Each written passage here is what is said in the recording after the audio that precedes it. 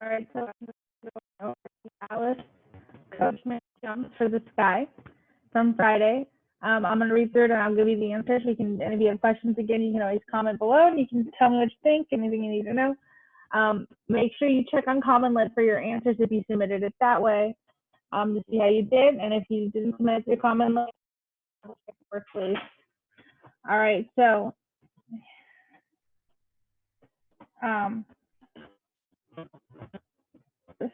here we go. So Alice Coachman Jumps for the Sky. Alice Coachman was an African-American athlete who specialized in the high jump on an event where an athlete jumps unaided over a metal bar placed at a measured height. In this informational text, Barbara Kramer provides further information about Coachman's accomplishments. As you read on Coachman's accomplishments in the high jump.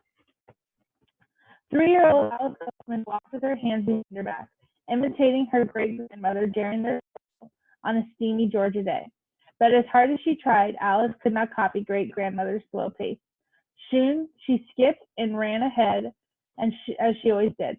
Nothing could hold Alice back. Alice was the fifth oldest in a family of 10 children.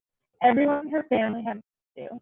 By the time Alice was 10, she was picking cotton, peaches, and beans to earn money for her family. When Alice wasn't working or attending the all-black school in her neighborhood, her parents expected her to stay home and act like a lady. Alice thought that it was no fun at all. She was hightailed. So she hightailed it over the backyard fence and sprinted off to the park to play with the boys. Star jumper. Alice joined the boys' softball game and ran races with them. Sometimes they had jumping contests. They tied rags together to make a rope. Then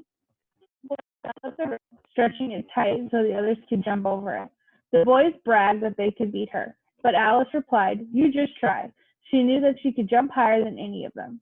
Every year in May, the Tuskegee Relays were held in Tuskegee, Alabama. What? Thank you. Students from all black high schools and colleges took place in the big track meet. In 1939, when Alice was 16, she entered the relays and completed and it was all new for her. Every time the announcers called her name, the coach told Alice to jump, and that's just what she did. It wasn't long before her teammates were running towards her and shouting that she had won. Alice had jumped 5 feet, breaking both the high school and college records. Gold for gold. Alice, she placed first in the national high jump events 10 years in a row, but unfortunately, she was unable to take part in the biggest events of all, the Olympic Games. They were in 1940 and in 1944 because of World War II. It wasn't until 1948, after the war was over, that Alice had the chance to compete in the Olympics in London, England. On the day of the event, rain made the jumping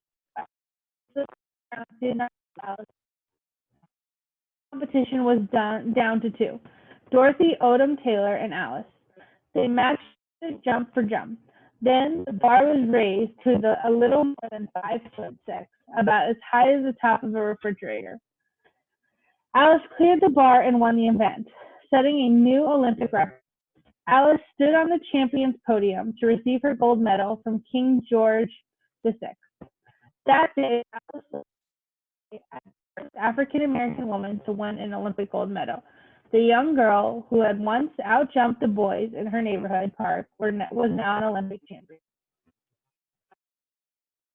All right, so part A, which of the following identifies the central idea of the text? Your answer should have been B. Alice was athletic in her youth and eventually made history in the Olympics. That was the overall message of it. You could have eliminated A. Alice was originally not allowed to participate in the competition because of her race, because that wasn't what the whole article was about. That was a small part. C, because Alice considered thought less of her because of her race and gender. Again, it really didn't say anything about that. It was a very small part. And D, Alice struggled to get a spot in the Olympics and participate in the high jump. It wasn't that she struggled to get a spot, it was that they were canceled. Part B, which detail from the text supports the answer for part A?